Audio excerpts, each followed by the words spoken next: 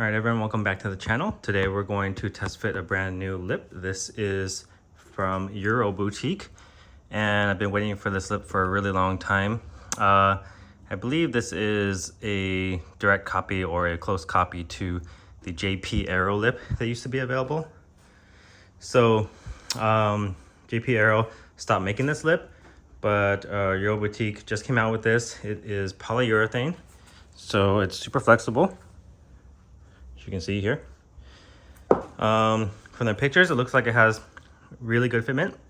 Euroboutique says it should have perfect fitment. So we're gonna test that right now. I'm not gonna leave it on my car long term yet because I haven't decided whether I want to fully paint it or just do like a SEM trim black finish on it. So, but my car's going to the body shop soon, so I just want to go ahead and test fit this lip beforehand just to see what it looks like. So we're gonna do that on today's video. Okay, I got the lip off. I spared you guys from having to see that, but I'm gonna go ahead and throw the lip on right now, the new lip right now, and then show you guys the fitment.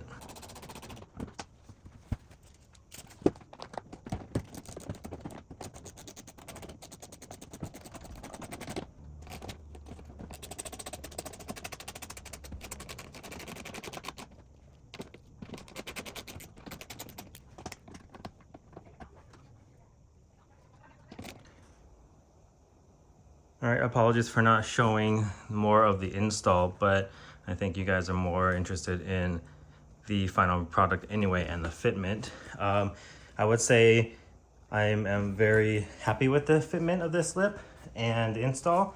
I did struggle with it a little bit, but that's mainly because of the hardware I had or didn't have in this case. So that's something that if you watch this video, you can be prepared for ahead of time. But first, let me say that I only had to widen 2 holes. Everything else went in perfectly. As you can see, the fitment looks really good. Sticks out ever so slightly in some areas, but there's enough room to kind of push in and adjust most of this lip. So some of that gap, some of that imperfect lining up can probably be fixed just with more time spent. So you can see that it slicks out ever so slightly right here. You can either just shave the hole a little bit more to get the lip to stick in more, or probably just push a little bit harder than I did, because I already adjusted a bunch of these just by pushing them in. So you can see that this fitment is pretty much spot on.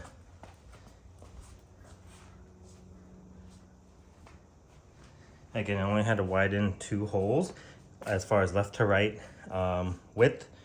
I, of course, mounted the whole lip on loosely and everything went in fine except for these 2 kind of like right here.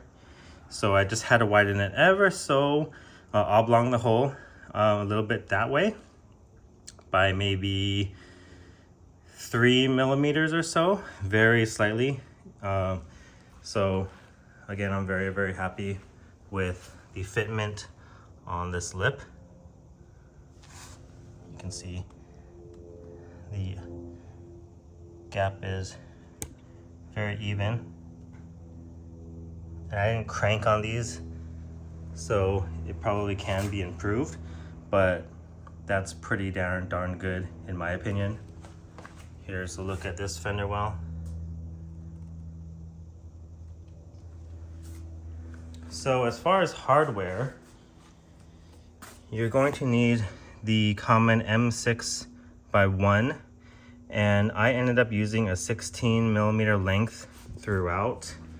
That seemed to work a lot. The problem with using something like a 20 length is that this thickness right here of the bumper is pretty thin. So I think with a 20, you might, the bolts might poke out through the bumper and dimple your bumper. So you gotta be really careful of that.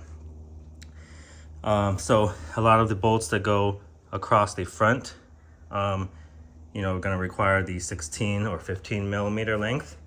The sides, or you'll be okay with any, you know, 20 or 25 millimeter length, but the front is what you have to really worry about. So again, there's going to be 13 bolts, and you're gonna need M6x1 by 16 millimeter length or so.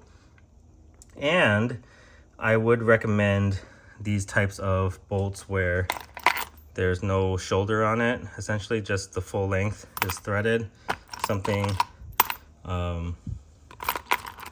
like this that has a 15 millimeter threaded length. I was originally using something like this, which typically goes on bumpers, but because it has these shoulders on it right here, right? And the shoulders are meant to kind of fill in the gap. However, in this case, you want to have the give to push the bumper in and out as you please for perfect fitment. So that's why I chose to use something without a shoulder, besides not having the correct hardware. But it ended up working out nicely where with the hardware without the shoulder allowed me to adjust the lip. If you really want to get it perfect, you know, you're gonna have to, you want to use those hardware with the shoulders on it. You're just gonna have to widen the holes.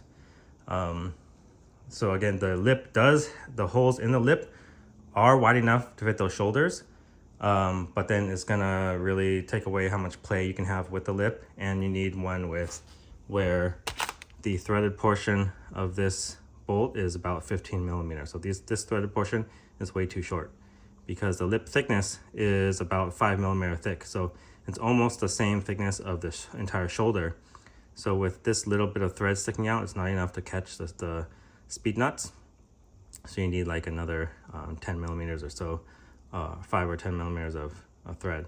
So a total length, threaded length from the head to the end of the bolt, 15 millimeters. So right here, if you use something like this, you need like 5 millimeter more of thread. So I might have said that wrong earlier, but 5 mil shoulder plus about 10 mil of threads. So this is 5 mil shoulder, 5 mil threads, and you need about 5 more millimeter thread to a total of about 15, 16 length from the flange. So 13 of those and you'll be good. So again, this, you know, having it be urethane plastic, it has a lot of give and flexibility to be pushed in wherever you want, pushed in, pulled out. I honestly didn't have that much of an issue with that part of it. It was just for me finding the right kind of bolts that fit.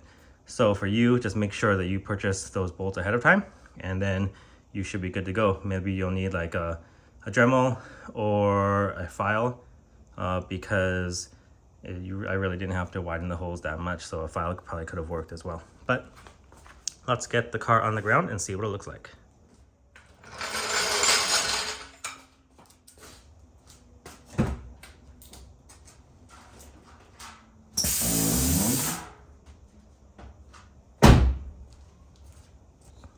All right, so yeah, I really like this lip. I've gone on record before saying this is my favorite lip. I did really fall in love with my Tracy Sports lip, just because not a lot of people have it. I did crack this one, so I need to get that repaired. And luckily, Euroboutique came out with this lip. But I really like how the bottom comes out a little bit, but not too far. So my favorite portion of this lip is probably this right here, how it comes out. Kind of boxes out the front end instead of giving it like an overbite look like OEM front lip has. Comes out a little bit, sweeps out, and of course comes up and flushes out with the side of the bumper right here. So in my opinion, one of the greatest looking lips for the O2 front end alongside the Tracy Sports. I don't think it gets better than those two lips. I do like the downforce lip also, but I do think that it protrudes a little bit too much. So this one looks like how OEM should have looked from the factory.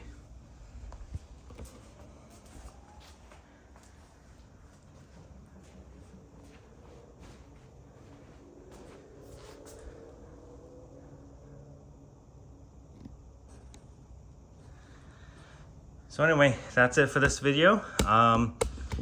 I'll post this lip probably in an updated. So that's it for this video. I'll probably update you guys in the future on my build as far as what I decide to do as far as finishing on this lip. But yeah, the overall, very happy with this lip, and you can go ahead and purchase this at Euroboutique. Link is in the description below. Once again, thanks for watching.